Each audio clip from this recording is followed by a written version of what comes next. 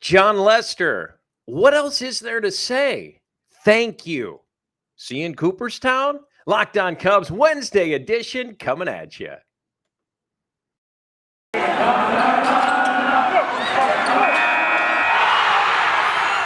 are Locked On Cubs, your daily Chicago Cubs podcast, part of the Locked On Podcast Network, your team every day.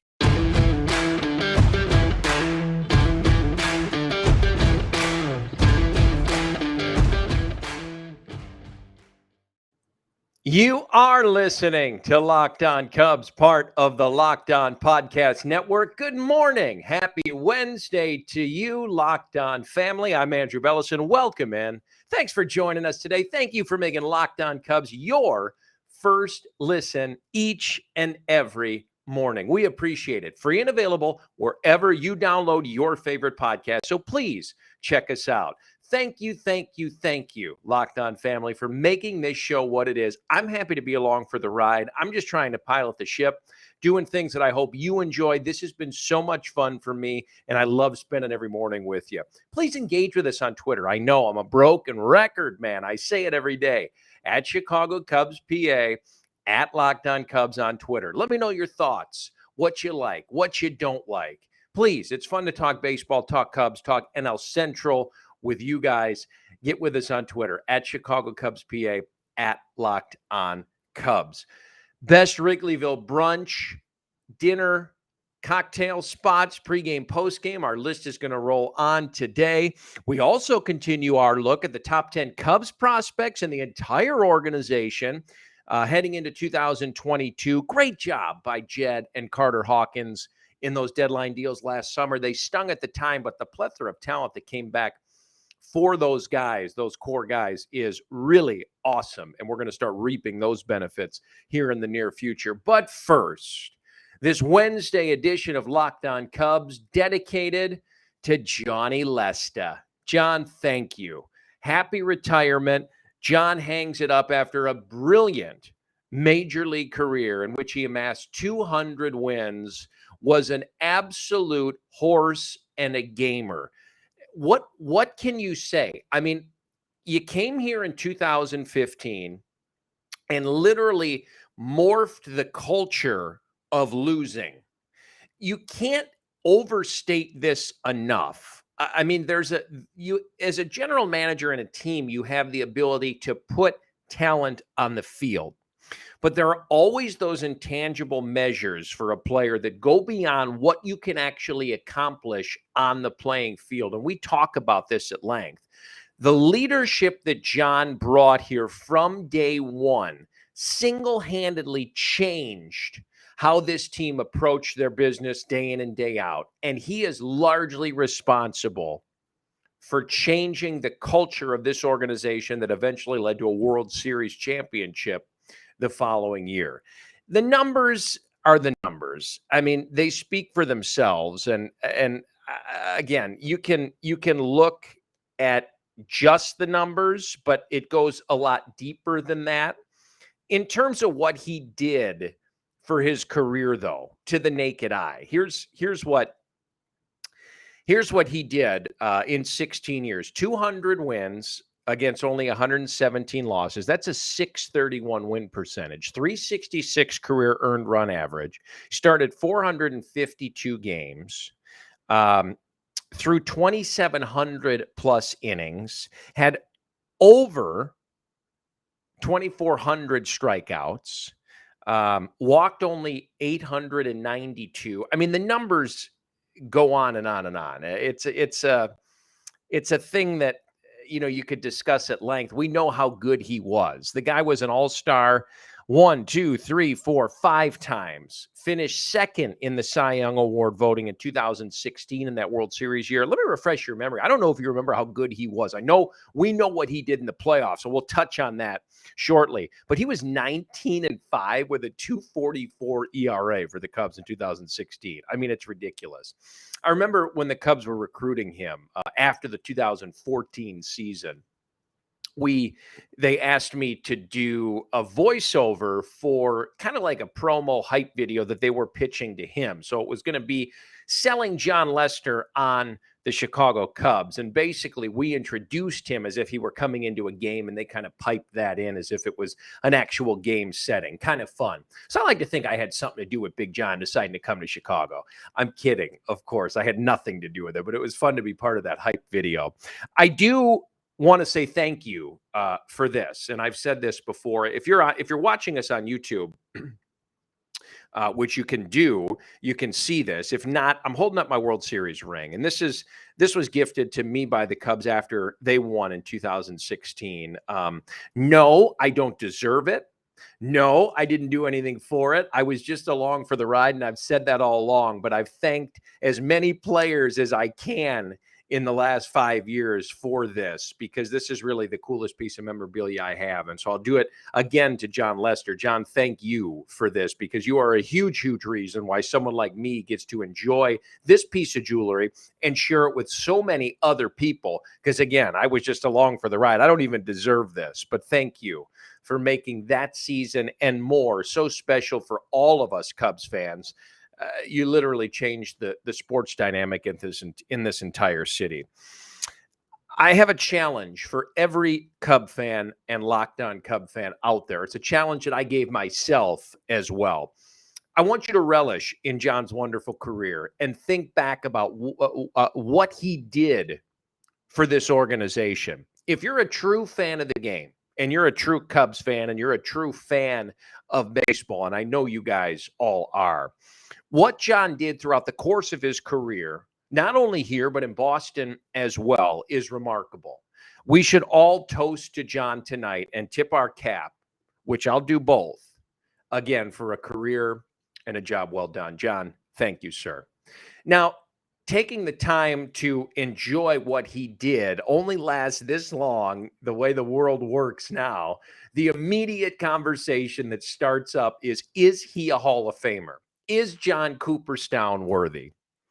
It's really not fair to debate this. We should just be enjoying the body of work that he gave us and the career that he had, because again, it was sensational.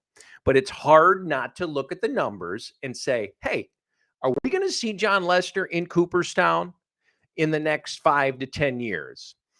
What's Lester's resume like in terms of Hall of Fame credentials? Well, like I said, he was a 5-time All-Star. He finished top 5 in the Cy Young Award voting 3 times, including that runner-up finish in 2016. Also threw a no-hitter with the Red Sox in 2008. A lot of people forget about that. That was his lone no-hitter in the major leagues. How about the advanced metrics?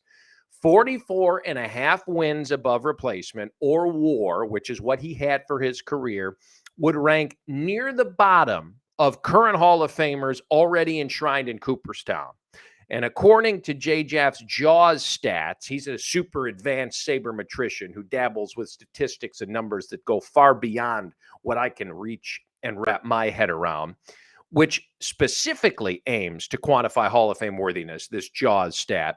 Lester's score is 39.5, which comes in below some other contemporaries such as Cliff Lee, Jamie Moyer, and Carlos Zambrano, but is noticeably higher than recent Hall of Fame inductee Jack Morris. So that's interesting. So Hall of Fame worthiness statistic, the JAWS stat, is fairly low, but higher than Jack Morris, who was recently enshrined in Cooperstown. John Lester's Hall of Fame candidacy will hinge heavily on his performance in the postseason. It was sensational. And I'm not just talking about the work he did here with the Cubs in Chicago, but his body of work in the playoffs with the Boston Red Sox as well. He won the deciding Game 4 of the 2007 World Series for the Red Sox. He went 4-1 with a 1.56 ERA during Boston's 2013 World Series run, and was 3-1 with a 2.02 ERA during the Cubs' 2016 historic World Series run here in Chicago to break the 108-year curse. Let me read that again. 4-1 with a 1.56 playoff in 2007, World Series champion.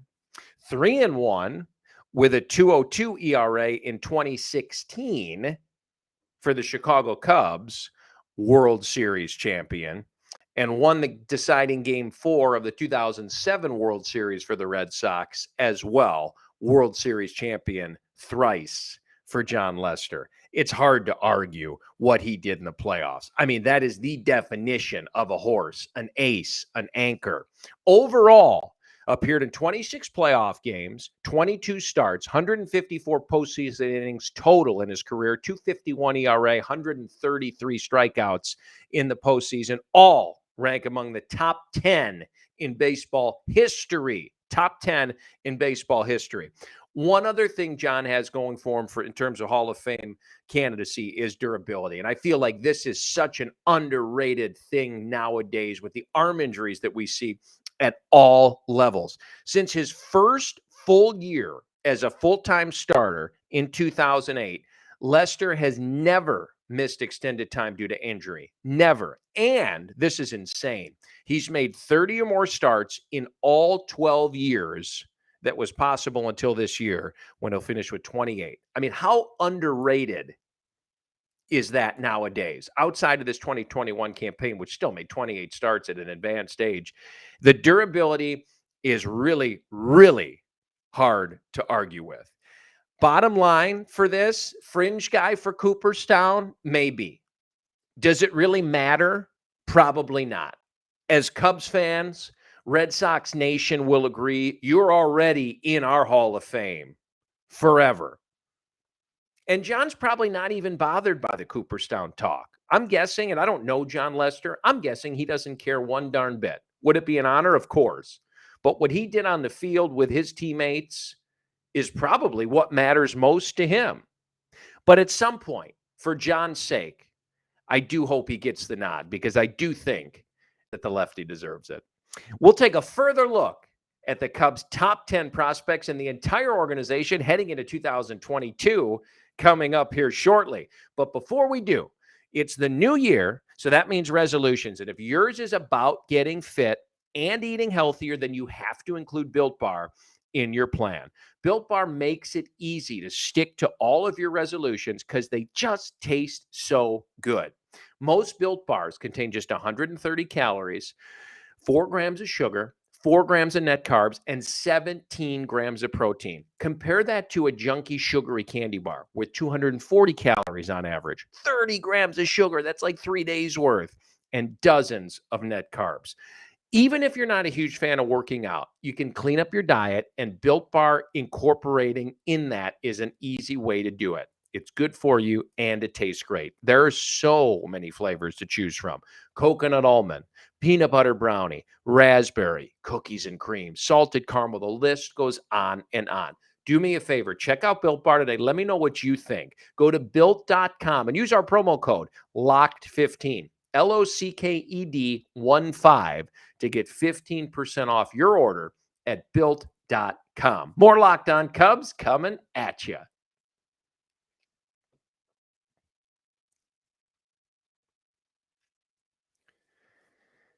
Good morning again. Happy Wednesday to you and yours. Welcome in to Locked On Cubs, part of the Locked On Podcast Network. I'm your host, Andrew Bellison. We've turned the calendar. We're still locked out. Unfortunately, we updated some of those goings on with the lockout yesterday. Not much to report, although there was discussion last week, so that's good news. Want to thank you for taking the time on your way to work, at home, going to school, in the car, on the train, for making Locked On Cubs your first listen each and every morning. I'm telling you, from the bottom of my heart, I appreciate every single one of you. You are what makes this Locked On Cubs podcast go. Please engage with us on social media at Chicago Cubs PA on Twitter, at Locked On Cubs on Twitter for the show. Want to engage with you, talk with you. Let's talk baseball as we hopefully head towards some resolution with this lockout.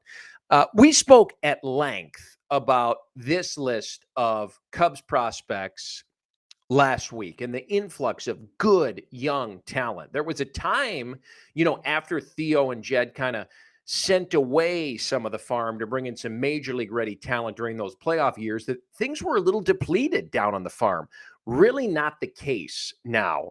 This really flew under the radar last year, I feel like. Jed did such a phenomenal job at restocking talent at the minor league level. We were all ticked off at giving the core away. Javi's gone. KB's gone. Rizzo's gone. And the prospects that came back now are suddenly a huge topic of conversation here a year later because the talent pool there is insane. We've talked about the guys that came back from the Giants and the Mets for the Baez deal and the Yankees with the Rizzo deal. Cubs fans can now start to enjoy these young guns as we're going to start seeing them crop up towards the majors in the next few years and reap the benefits of the fire sale from last year. So while it stung, suddenly now you feel really good about where you're at. How about the number 3 overall prospect as ranked by Baseball Prospectus in the entire Cubs organization, Reginald Preciado? He came over going back a couple years now from the Padres in the Yu Darvish deal. So you're continuing now to reap the benefits of trades that perturbed us at the time. Didn't want to see Darvish go, but Preciado, the 3rd ranked prospect by Baseball Prospectus in the entire organization, came over from the Padres. He's a switch hitter. Swing works well from both sides of the plate. Here's the report. And there's plenty of bat speed and barrel feel to let him tap into whatever raw power comes in his 20s. There may not be elite offensive upside, according to Baseball Perspective, but Preciado has a good chance to end up with plus hit and power tools while sticking on the left side of the infield, although it's unlikely to be at shortstop, and it's not impossible he grows off the dirt entirely. Check out these rookie numbers from 2021 Mesa Cubs rookie ball. Hit 333 with a 383 on base percentage, 3 long balls, 25 knocked in. This is all in just 150 some plate appearances. So very, very impressive. Major League estimated time of arrival for a guy like this, 2025. So still a ways away, but that gives us plenty of time to enjoy him as he makes his way up the ranks in the Cubs minor league system. How about the number 2 overall pick? Another guy pilfered in one of those deals that ticked us off. He also came from the Padres for Yu Darvish a couple years ago. How about Owen Casey? Is currently ranked the 2nd best prospect in the entire Cubs organization. Here's a report on Casey from Baseball Perspective. Canadian prep with a sweet power hitting swing from the left side. Let me say that again because I know that's going to get you excited. A prep with a sweet power hitting swing from the left side. Casey hits the ball so hard, they say. He's got enough bat speed to handle plus velocity from pitchers with really good arms, but there's enough length and lift that swing and miss will be a long-term issue with the profile. Again, these guys are young. Changes will be made with approach. You got a brief preview of that as he struggled with stuff moving down and out of the zone after a promotion to full season ball in 2021. That's when he hopped up to Myrtle Beach from rookie ball last year. However, given the contact profile that Casey has, if he cleans up his swing decisions with more reps, which he undoubtedly will, and he has a semblance of an approach, at least at present, he should run batting averages close enough to 250, 260 to make the power play in games. It's impact power potential, but it will need to get there as he's already playing mostly left field and can be a bit awkward out there. Again, another Padres draft pick came over for Yu Darvish, MLB ETA for him 2025. Like I said, his numbers last year after his promo to Myrtle Beach in A-ball, not as good. Rookie ball, different story. Knocked the cover off at 349, 478 on base percentage, 6 long balls, had 20 plus ribbies. And this is all in a very limited sample size. You're talking about 20 games. So he really, really hit the cover off the ball. Very excited to see these 2 guys who came over from the Padres materialize into major league players. It's so fun to keep tabs on them. And again, these moves that made us mad because we saw core guys leaving. Now we get to reap the benefits as Cubs fans and watch these young guns mature. So really, really cool stuff. Great Wrigleyville establishments in and around the ballpark. I know you've got your favorites. I've got mine. We've been sharing a couple of them, pregame, postgame spots the last few days. We're going to keep hitting that list here coming up. BetOnline wants to wish you a happy new betting year as we continue our march to the playoffs and beyond. BetOnline remains the number 1 spot for all the best sports wagering action in 2022. It's a new year and a new updated desktop and mobile website to sign up today and receive your 50% welcome bonus on your first deposit. Just use our promo code LOCKEDON to get started. That's LOCKEDON. From football basketball, hockey, boxing, UFC, right down to your favorite Vegas casino games. Locked On Bet Online is the fastest and easiest way to bet on all of your favorite sports. Again, get your 50% deposit bonus on your first deposit. Use code LOCKEDON. Bet online where the game starts. Our favorite Wrigleyville haunts coming up. This is Locked On Cubs.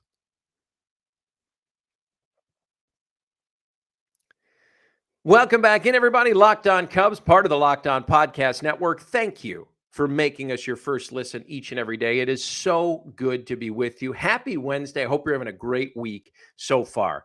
We looked at the great career of John Lester today. We continued our list of the Cubs' top 10 prospects as ranked by Baseball Prospectus. Tomorrow, we meet the top prospect in all of the entire Cubs organization. As we round out today's show, we continue our tour of the best eateries in the Wrigleyville area. I know you've got yours. Share with some of us on Twitter at Chicago Cubs PA, at Locked On Cubs. Where do you go before a game? How about after a ball game? I got a couple good spots for you. Have you been to the Lucky Door?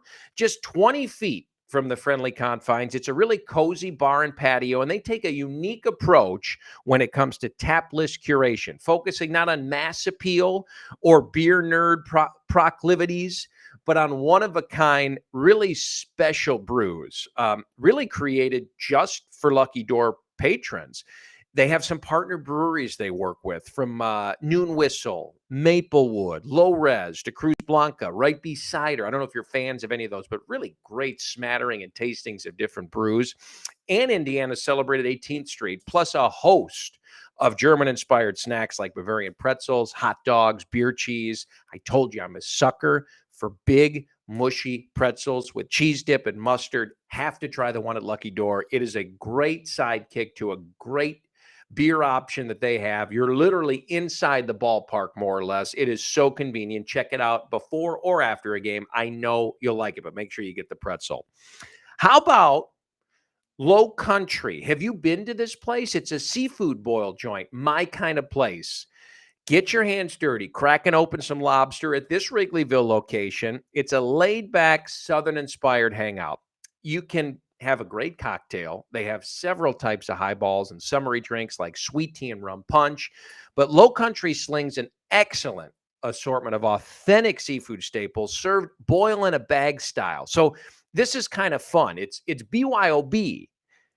Build your own bag, that is. You pick your seafood protein, your lobster, your crawfish, your shrimp, et cetera, et cetera. You pick your sauce. You pick your spice level. They put it all in the bag, steam it and boil it, and then serve it piping hot to your table, dump it out, and you dig right in. I mean, it is a great community gathering, great place with friends before or after a game. Check it out. Don't miss the desserts either. My oldest daughter would be very upset if I didn't mention this. They have a couple guilty pleasures there after your seafood boil. How about deep fried Oreos and or Nutella stuffed beignets? You know what a beignet is? It's like those puffy donuts, New Orleans style. Yeah, well, these are stuffed with Nutella. Come on.